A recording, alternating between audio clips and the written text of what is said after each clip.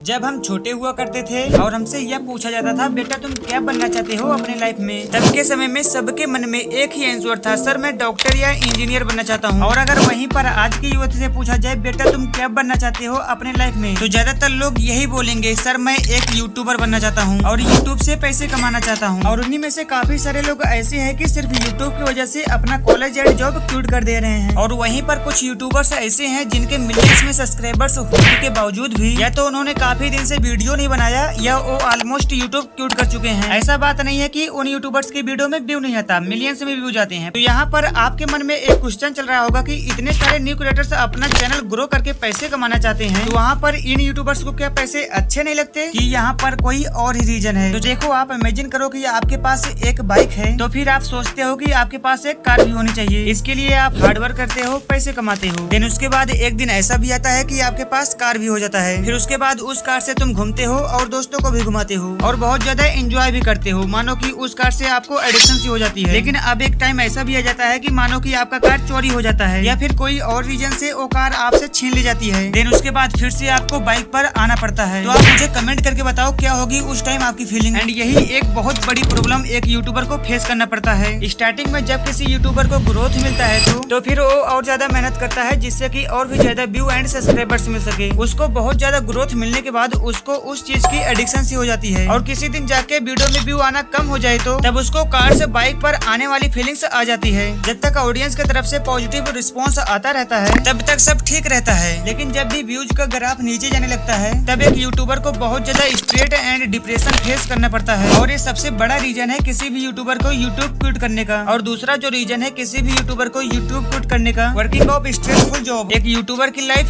Specially जो एक successful YouTuber होते हैं, उनकी लाइफ काफी ज्यादा स्ट्रेसफुल होती है। सिंपली एक वीडियो बनाने का प्रोसेस देखो, वही बहुत ज्यादा स्ट्रेसफुल होता है। सबसे पहले एक टॉपिक फाइंड करना, दूसरा उसी टॉपिक पर रिसर्च करना, तीसरा रिसर्च करके स्क्रिप्ट लिखना, देन उसके बाद ऑडियो या वीडियो रिकॉर्ड करना, फिर उसकी एडिटिंग करना और उसको अपलोड करना। है भगवान, इतना सारा काम। लेकिन रुको, यहीं पर एंड नहीं होता वर्क। और इन सब के बाद भी एक अट्रैक्टिव अच्छा टाइटल सोचना एंड सारा काम करने के बाद भी एक बेस्ट एंड यूनिक थंबनेल बनाना। और इन सारे चीजों को देखकर एक नॉर्मल इंसान के पसीने छूट जाएं। और ये सारा चीज एक यूट्यूबर को अकेले करना पड़ता है। और ये चीज एक दिन का नहीं है, उसे ये चीज हमेशा करना होता है। और इतना सारा काम करने के बाद भी अगर व्यू ना आए या जितना एक्सपेक्ट किए थे उतना भी व्यू ना आए तो यूट्यूब क्विट करने की ख्याल तो एक नॉर्मल सी बात है। तो इन सारे चीज के बाद भी अगर कोई इंसान यूट्यूब स्टार्ट कर देता है तो उसके माइंड में 24/7 यूट्यूब के ही थॉट्स आते रहते हैं। कभी नई वीडियो के लिए टॉपिक फाइंड करते रहना, कभी थंबनेल के बारे में सोचना और कभी ये भी सोचते रहना कि मैं यूट्यूब पे ग्रो हो पाऊंगा कि नहीं। तो जब इतनी सारी चीजें आपके माइंड्स में 24/7 चलती रहेंगी तो बहुत ज्यादा चांस है कि आपको स्ट्रेस एंड